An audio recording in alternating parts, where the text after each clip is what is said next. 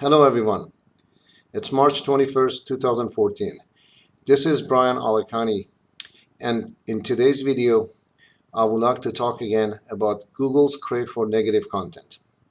As I mentioned in my other video, Google has a tendency to put lots of priority and focus on negative content about consumers. So when somebody has a negative content about them, Google seems to give priority over those content.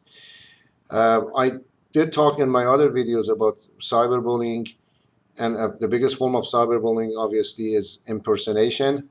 For example, your name could be Brian Alikhani, and somebody named Greg, who is your former neighbor, church-going neighbor, could for some reason start impersonating you because he has a wrong interpretation of who you are and wants to damage your professional image on internet. And you could review my other videos about how to stop cyberbullying crime and take digital evidence for that. That takes a lot of time, but the intent of this video is to discuss how Google craves for negative content. Most often when people Yahoo their name or go to Bing and search their names, it does not come up with negative content, but Google always likes to spoof negative content.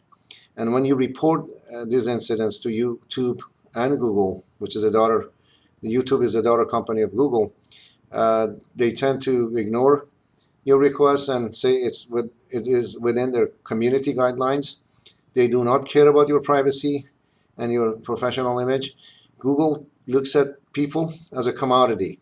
They obtain your information and sell it to companies, where you are, where you're located at.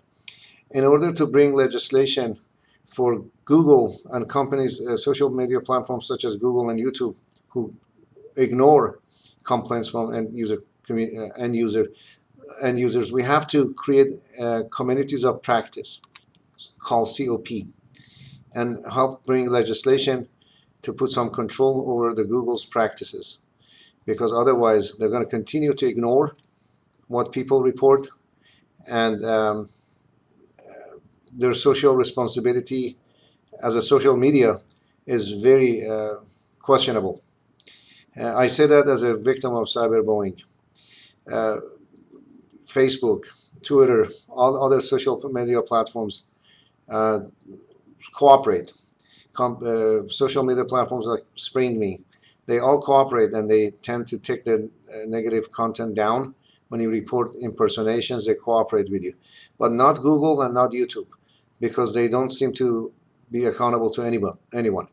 And in order to stop that, we need to stick together and create communities of practice that helps bring legislation.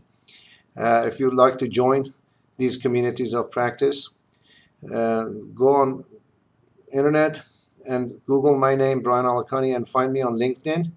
Go into the LinkedIn actually and search for Brian Alikhani, and you will find me on LinkedIn and send me an invitation, and hopefully on LinkedIn we can create community of practice or forums to discuss this matter further. Thanks.